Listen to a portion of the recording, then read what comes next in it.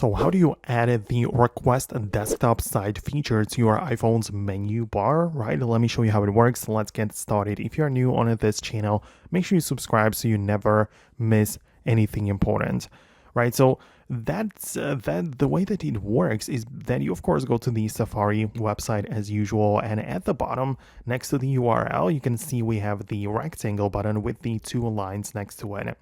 And you can tap on those for more things to appear. So for me, it tells me that I can translate the website or manage extensions and stuff like that. But I can also tap on the three dots and click on a request desktop website. So I can tap on it. It will give me the desktop version of the site.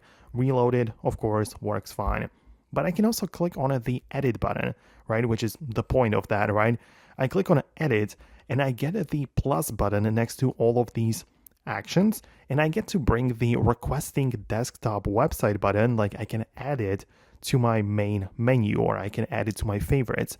And this just means that I save myself one step in between where I can just click on the button next to URL and I should be able to see the desktop version of the page button available right away, so I don't have to go to the more options. And I believe that this is the thing that you had in mind and that you wanted to set up on your phone. So let me know if that's the case. Most definitely subscribe for tutorials and videos like this one, and I'll talk to you later in the next upcoming tutorial. So thanks a lot, and I'll see you later.